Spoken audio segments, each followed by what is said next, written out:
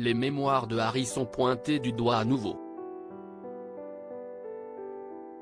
Le livre paru en janvier dernier contient de très nombreuses erreurs. La liste des erreurs est longue comme le bras. Harry voulait pourtant réfuter tous les mensonges jamais publiés à son sujet. En janvier dernier, le fils cadet de Charles III a fait trembler Buckingham Palace en publiant ses mémoires intitulées Le Suppléant. Pour la première fois, le prince Harry raconte sa propre histoire, peut-on lire sur la 4e de couverture du livre. D'une honnêteté brute et sans phare, Le Suppléant est un livre qui fera date, plein de perspicacité, de révélations, d'interrogations sur soi et de leçons durement apprises sur le pouvoir éternel de l'amour face au chagrin. Énorme carton en librairie, l'ouvrage serpente entre vérité et mensonge. Du moins selon l'écrivain fantôme de Harry, John Moiringer, lauréat du prix Pulitzer.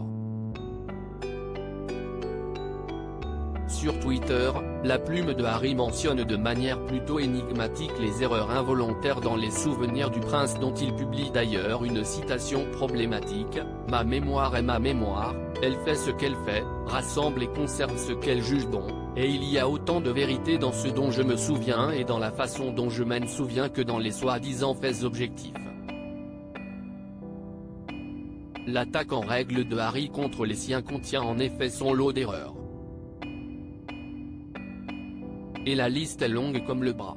Des incohérences triviales, non, sa mère n'a pas pu lui offrir une Xbox pour ses 13 ans en 1997 puisque la console est sortie 4 ans plus tard, aux affirmations hasardeuses, selon lui, la dernière chose que la princesse Diana a vue sur cette terre a été un flash accompagné du son d'un déclic alors que les ambulanciers ont affirmé qu'elle était consciente et pouvait parler lors de son transport en urgence à l'hôpital. Harry ne descend pas d'Henri V. Les corgis de la reine Elisabeth ne descendaient pas des corgis ayant appartenu à Victoria, etc. Dans un article du New Yorker cette semaine, John Moiringer remet le couvert en confirmant que les mémoires regorgeaient d'inexactitudes. Une publication malvenue quelques heures après le couronnement à l'abbaye de Westminster que Charles III souhaitait placer sous le signe de la réconciliation. En vain.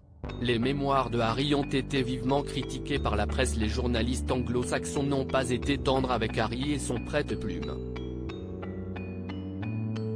Dans un article intitulé Office Royal TS, London Review of Books, le romancier Andrew Wagan accuse son confrère américain de se mettre en valeur. Le prince Harry n'a jamais lu un livre de sa vie, et son écrivain fantôme, J.R.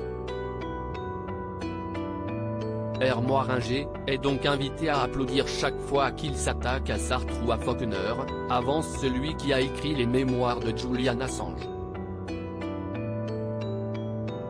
Outre-Atlantique, le New York Times, qui défendait jusqu'à présent les Sussex, accuse le livre de s'embourber dans un paradoxe, attirer sans cesse l'attention dans un effort pour renoncer à la célébrité. La journaliste Alexandra Jacobs se reproche au récit du prince de se transformer dans sa dernière partie en un fastidieux va-et-vient sur qui divulgue quoi et pourquoi.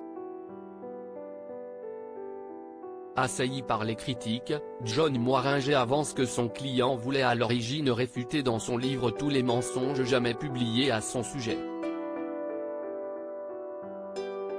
À propos de l'auteur Arvandel et passionné d'audiovisuel, j'écris sur Closer depuis 2016.